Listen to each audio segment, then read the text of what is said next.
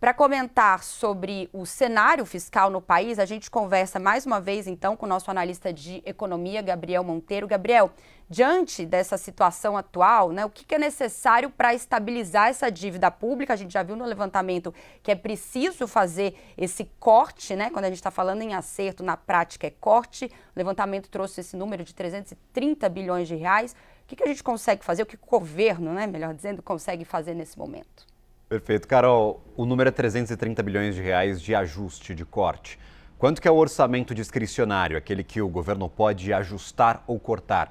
250 bilhões de reais, ou seja, se o governo quiser, de uma hora para outra, fazer um ajuste fiscal, cortar todos os gastos que estão previstos por ano, mesmo assim, a dívida vai continuar crescendo no Brasil. Não há espaço no orçamento discricionário brasileiro para este ajuste, o que apresenta a gente uma necessidade de uma ação coordenada entre o executivo e também o legislativo, para fazer aí sim ajuste nos gastos obrigatórios.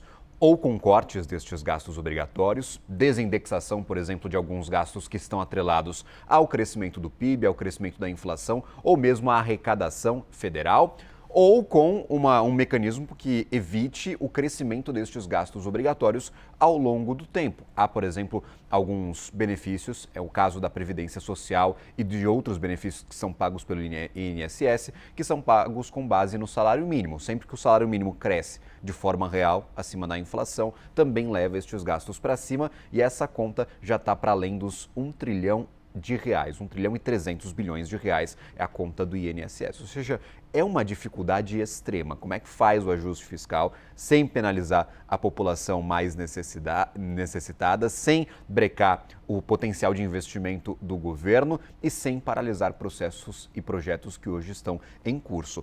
Quanto que é necessário, em média, para que a gente consiga estabilizar as contas? Um superávit, ou seja, o governo precisa fechar o ano no verde, de 2% do PIB. Isso é cerca de 250 a 300 bilhões de reais, de acordo com as contas, e é daí que sai este número. A gente precisa fechar os anos, a partir de agora, com este superávit para evitar, no mínimo, que a dívida pare de crescer. A dívida vai continuar alta, mas a gente vai conseguir estancar o crescimento da dívida quando atingirmos estes 2%.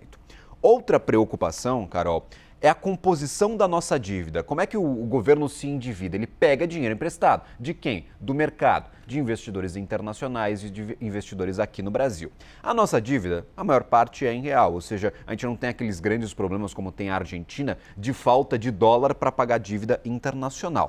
Mas como este cenário fiscal está se deteriorando, a gente chegou num ponto em que a maior parte da nossa dívida está atrelada à taxa Selic, que é a taxa de juros definida pelo Banco Central brasileiro. E aí a gente entra naquele ciclo vicioso. A inflação cresce, o Banco Central tem que aumentar os juros e quando ele faz isso, nós, o governo brasileiro, precisa pagar mais, a sua dívida tem mais juros para pagar.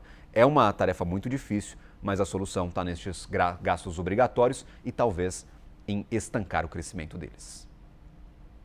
Uma conta que não fecha, né, Gabriel? E a gente sabe que em ano eleitoral é mais difícil ainda. A gente vem acompanhando as últimas semanas no Congresso, aprovando inclusive pautas que tratam exatamente sobre esse impacto fiscal.